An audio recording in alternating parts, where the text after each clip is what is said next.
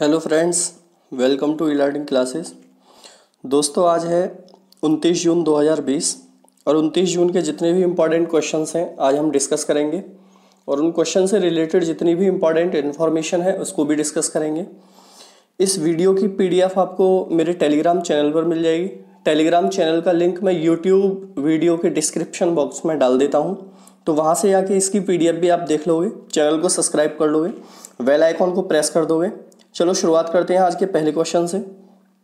आज का पहला क्वेश्चन है दोस्तों, स्विस बैंकों में जमा धन के मामले में भारत कौन से स्थान पर आया है। देखो, ये इंपॉर्टेंट क्वेश्चन रहेगा आपके लिए कि स्विस बैंकों के अंदर सभी देशों का पैसा जमा होता है और उस पैसे जमा में कौन सा देश कितना पैसा जमा किया हुआ है, तो उसमें भारत की रैंकिंग कितनी आई है।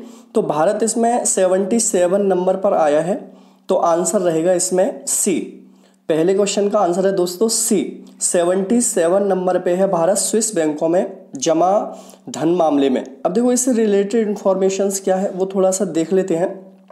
इसमें दिया हुआ है, स्विट्जरलैंड के बैंकों में भारतीय नागरिकों तथा कंपनी के जमा धन के मामले में भारत 3 स्थान फिसलकर 77 पे स्थान पर पहुंच गया है। स्विट्जरलैंड के केंद्रीय बैंक के ताज़ा आंकड़ों में यह जानकारी मिली है। इस सूचना में ब्रिटेन पहले स्थान पर कायम है। देखो, ये क्वेश्चन आ सकता है कि पहले स्थान पर कौन है, ब्रिटेन है।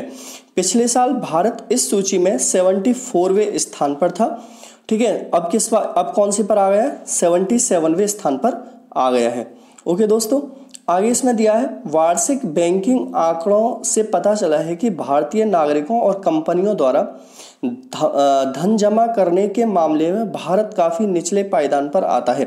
स्विस बैंकों में विदेशियों द्वारा जमा धन में भारतीयों का हिस्सा मात्र 0.06% है। देखो, ये बहुत इंपॉर्टेंट है कि जो प्रतिशत का आंकड़ा है भारत का स्विस बैंक में जमा धन का, वो कितना है, 0.06% है। देखो, वहीं 2020 के अंत तक सूची में पहले स्थान पर रहने वाले ब्रिटेन के नागरिकों का कुल जमा धन में हिस्सा कितना परसेंट है दोस्तों, 27% है। तो पहले क्वेश्चन की इंफॉर्मेशन काफ़ी इंपॉर्टेंट है, इसको देख लेना। प्रतिशत के अकॉर्डिंग भारत कौन सा कितना प्रतिशत है और रैंक के अकॉर्डिंग कौन सी नंबर पे आया है। नेक्स्ट क्वेश्चन की ओर बढ़े दोस्तों।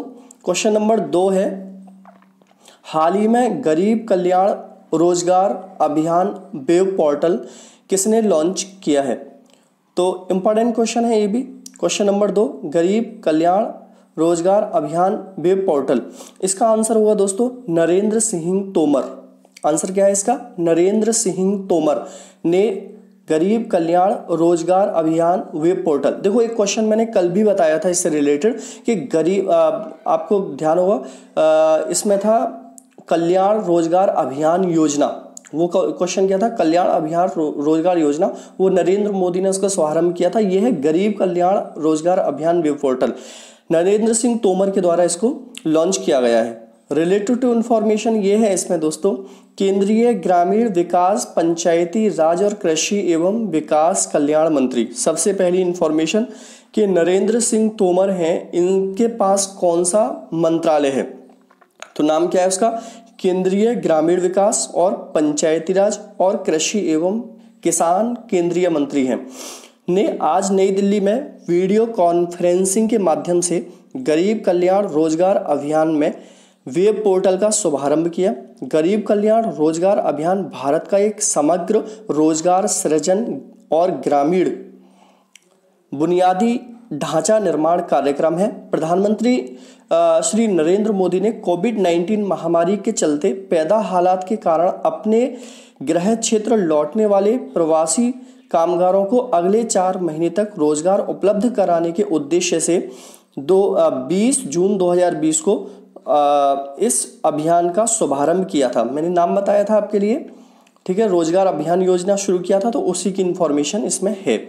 आगे देखोगे, क्वेश्चन नंबर 3 है दोस्तों, किस मुख्यालय के भवन का नाम मैरी डब्ल्यू जैक्सन के नाम पर रखा गया है। बहुत इंपॉर्टेंट है, इसका आंसर है दोस्तों नासा का जो मुख्यालय है उसका नाम मैरी डब्ल्यू जैक्सन के नाम पर रख दिया गया है। अब देखो इसका पूरा देख लेते हैं, ये कौन है। ये देखोगे यहाँ पर दिख रहा है आपको, मैरी डब्ल्यू जैक्सन है, इनकी मैंने पिक लगाई हुई है। इसमें लिखा है नासा ने अपनी पहली अफ्रीकी अमेरिकी महिला इंजीनियर मैरी डब्ल्यू जैक्सन के नाम पर अपने मुख्यालय का नाम रखा है। मैरी जैक्सन की सफलता की कहानी 2016 की जीवनी हिडन फिगर्स में दिखाई गई थी। एक मूवी बनी थी इनके ऊपर, हिडन फिगर्स, उसमें इनकी एक स्टोरी दिखाई गई थी। वॉशिंगटन डीसी में नासा के मुख्यालय के बाहर की सड़क को 2019 में हिडन फिगर्स के रूप में नामित किया गया था। तो ये भी इंपॉर्टेंट हो जाता है कि इनके ऊपर जो कहानी बनी थी हिडन फिगर्स, उसका नाम भी वॉशिंगटन डीसी में एक सड़क का नाम रख दिया गया था। ठीक है, नासा का देखोगे 1958 में नासा की स्थापना हुई थी दोस्तों। 1958 में वॉशिंगटन डीसी में इसका हेडक्वार्टर है। जैसे मैंने बताया इसका नाम क्या रख दिया है, W Jackson, Mary W Jackson इसका नाम रख दिया गया है। ओके, जिन ब्रिडेस्टाइन इस टाइम पर इसके हेड है नासा के। ओके, क्वेश्चन नंबर 4 है दोस्तों, हाल ही में आदर्श थाना और आदर्श थाना प्रभारी योजना 1 जुलाई से कौन से राज्य में शुरू हो रही है। तो देखो ये क्वेश्चन नंबर 4 का आंसर है डी, छत्तीसगढ़ के अंदर आदर्श थाना और आदर्श थाना प्रभारी योजना 1 जुलाई से शुरू होने वाली है। और छत्तीसगढ़ के सीएम हैं भूपेश बघेल। ठीक है, छत्तीसगढ़ की राजधानी है Atal Nagar. Related to information ये है दोस्तों, इससे मुख्यमंत्री भूपेश बघेल ने प्रदेश के सभी थानों को आदर्श थाने के रूप में विकसित करने के निर्देश दिए हैं। मुख्यमंत्री की मंशा के अनुरूप आदर्श थाना और आदर्श थाना प्रभारी योजना 1 जुलाई से शुरू होने जा रही है। क्वेश्चन नंबर 5 है दोस्तों, 2023 फीफा महिला विश्व कप की मेजबानी कौन सा देश करेगा। देखो 2023 में जो फीफा विश्व कप होने वाला है उसकी मेजबानी कौन करेगा। ऑप्शन नंबर सी, ए और बी दोनों, ऑस्ट्रेलिया और न्यूजीलैंड। ऑस्ट्रेलिया और न्यूजीलैंड 2023 के फीफा विश्व कप की मेजबानी करेंगी। ऑस्ट्रेलिया की बात करें दोस्तों, ऑस्ट्रेलिया की राजधानी कैनबरा है। ऑस्ट्रेलिया की करेंसी डॉलर है, ऑस्ट्रेलियन डॉलर जिसको बोलते हैं। ऑस्ट्रेलिया के पीएम स्कॉट मॉरिसन हैं। इसी तरीके से न्यूजीलैंड की आपको राजधानी याद रखनी है, वेलिंगटन। क्या है, वेलिंगटन यहाँ की राजधानी है। आगे बढ़ते हैं, इसमें देखोगे इन्फॉर्मेशन क्या है। 2023 महिला फुटबॉल विश्व कप की मेजबानी ऑस्ट्रेलिया और न्यूजीलैंड को संयुक्त रूप से मिल गई है। फीफा विश्व कप में गुरुवार को दोनों द्वीपीय पड़ोसी देशों ने कोलंबिया को 23 से 22-13 के मत से पछाड़कर विश्व कप की मेजबानी हासिल की है। आगे देखो इसमें क्या है, इससे पहले 2019 विश्व कप फ्रांस में आयोजित किया गया था जिसमें 24 टीमों ने भाग लिया था, लेकिन 2023 में कुल 23 टीमें भाग लेंगी इस विश्व कप के जुलाई 2023 में होने की उम्मीद है।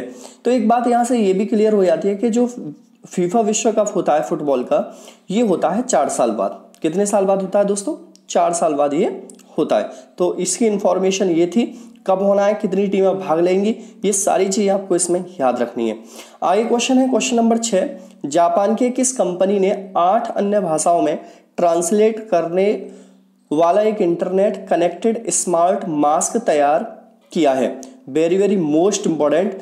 देखो इसकी बहुत इंपॉर्टेंट और बड़ी अच्छी सी कहानी है, मैं बताऊंगा अभी आपको। पहले इसका आंसर देख लेते हैं। इसका आंसर है डोनट रोबोटिक।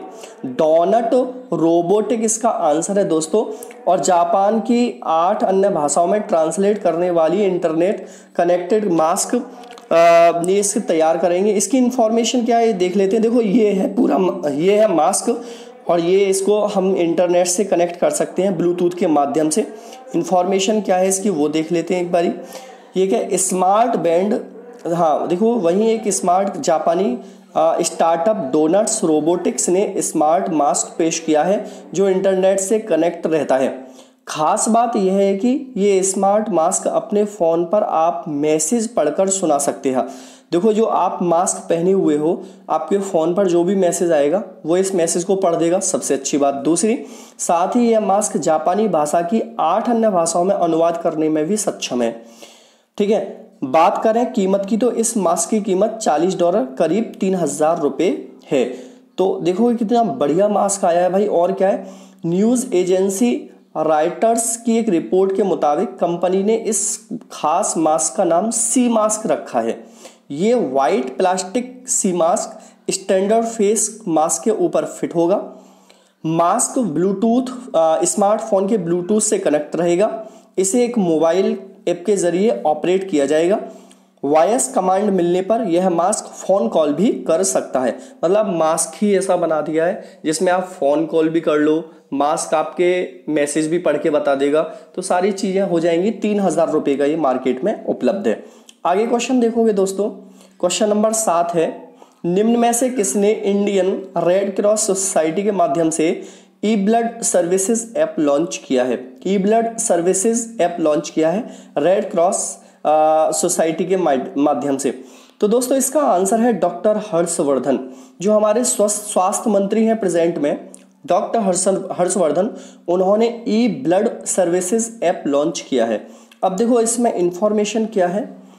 इस लॉन्चिंग के मौके पर केंद्रीय स्वास्थ्य एवं परिवार कल्याण मंत्री डॉक्टर हर्षवर्धन ने कहा, यह आपके दरवाजे पर खून के लिए अनुरोध करने जैसा है। मुझे पिछले कुछ महीनों में लोगों से सुरक्षित रक्त की पहुंच में कमी के बारे में कई शिकायतें मिली, विशेषकर उन लोगों से जिन्हें खून की पुरानी बीमारी के चलते नियमित रूप से रक्तदान की आवश्यकता होती है।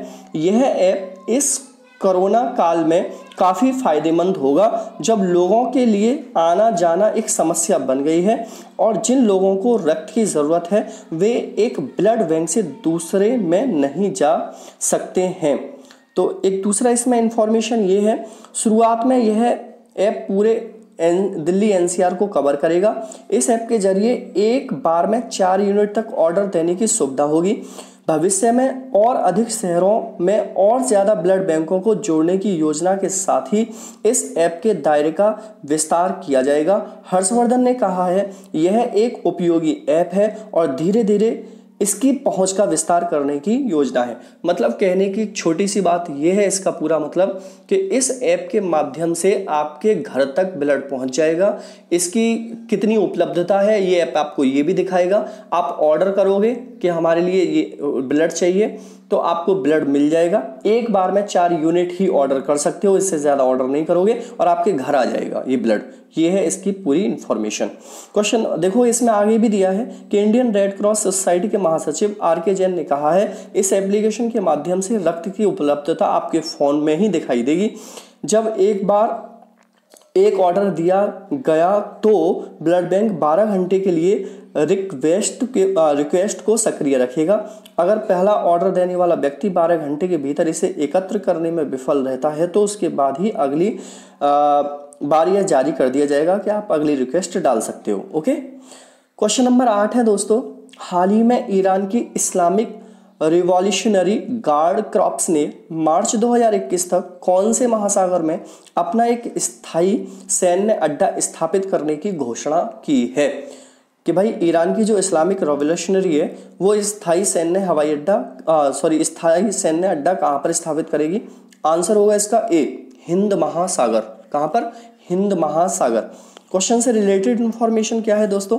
देखो हिंद महासागर में इसमें एक पिक भी दी हुई है कि ईरान की इस्लामिक रिवॉल्यूशनरी गार्ड क्रॉप्स की मार्च 2021 तक हिंद महासागर में अपना एक स्थायी सैन्य अड्डा स्थापित करने की योजना है।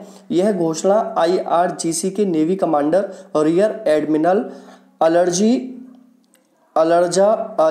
अली रजा तांगसीरी द्वारा की गई है। आगे इसमें क्या है दोस्तों? आगे दिया है, IRGC के नेवी कमांडर ने बताया है कि हिंद महासागर और ओमान के समुद्री क्षेत्रों में समुद्री जहाज़ों और विदेशी जहाज़ों के द्वारा ईरानी मछुआरों को बार बार परेशान किए जाने के कारण यह बेस स्थापित करने का निर्णय लिया गया। तो इसका कारण क्या है कि ईरानी मछुआरों को परेशान किया जाता है, इसलिए ये कर रहा है। कमांडर ने चेतावनी दी है कि IRGC अब इस क्षेत्र में इस तरह के अतिक्रमण को अनुमति नहीं देगा। आगे क्वेश्चन देख लेते हैं दोस्तों।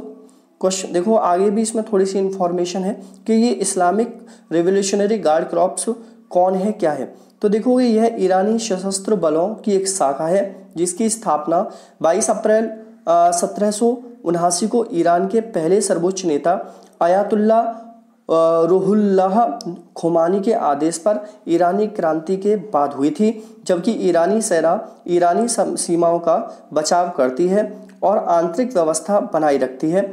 इस्लामिक और रेवोल्यूशनरी गार्ड को देश की इस्लामिक गणतंत्रीय राजनीतिक व्यवस्था का बचाव करना पड़ता है और विदेशी हस्तक्षेप और सेना द्वारा तख्तापलट की कोशिश को नाकाम करना पड़ता है। मतलब ये क्या है, इससे एक इन्फॉर्मेशन आपको मिल जाएगी। क्वेश्चन नंबर 9 है दोस्तों, क्या है,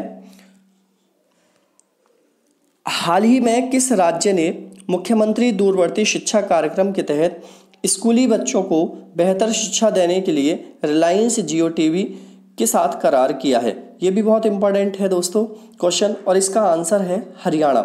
हरियाणा के मुख्यमंत्री ने दूरवर्ती शिक्षा कार्यक्रम को स्कूली बच्चों के तहत बेहतर शिक्षा देने के लिए रिलायंस जियो टीवी के साथ करार किया है।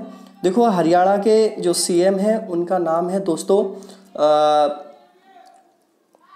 मनोहर लाल खट्टर। आगे देखते हैं इसमें क्या है। हरियाणा सरकार ने कोविड-19 के दौरान मुख्यमंत्री दूरवर्ती शिक्षा कार्यक्रम के तहत राज्य के स्कूली बच्चों की शिक्षा बेहतर करने की दिशा में एक और अहम कदम उठाया है।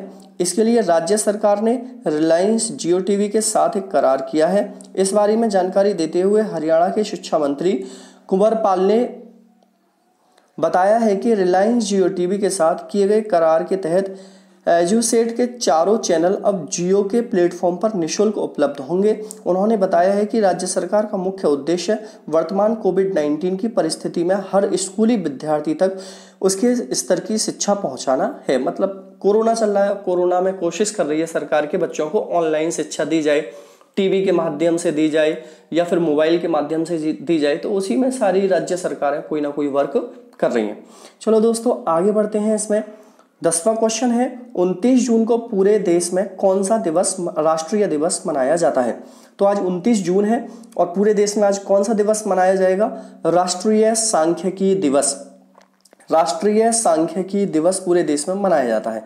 ये मनाया क्यों जाता है, इसको देख लेते हैं एक बार। सरकार की ओर से प्रतिवर्ष राष्ट्रीय सांख्यिकी दिवस मनाया जाता है। इसका उद्देश्य दैनिक जीवन में सांख्यिकी के इस्तेमाल को लोकप्रिय बनाना और लोगों की इस बात से अवगत कराना कि नीतियों को आकार देने और इसके निर्माण में सांख्यिकी किस प्रकार मददगार है। इसे राष्ट्रीय स्तर पर एक विशेष दिवस के रूप में मान्यता दी गई है। प्रोफेसर पीसी महालानोबिस के जन्मदिन पर 29 जून को मनाया जाता है। यह राष्ट्रीय सांख्यिकी प्रणाली की स्थापना में उनके अमूल्य योगदान का परिचय है। आज का क्वेश्चन है दोस्तों, जिसका आपको कमेंट बॉक्स में आंसर देना है। टुडे क्वेश्चन, हाल ही में आत्मनिर्भर रोजगार अभियान का शुभारंभ किसके द्वारा किया गया है? मैं अभी भी बता के आया हूँ इसका आंसर, कल भी मैंने बताया है। तो सभी दोस्त इसका आंसर दोगे कमेंट बॉक्स में। चलो दोस्तों, लेता हूँ मैं आपसे विदा। Good tata, bye bye.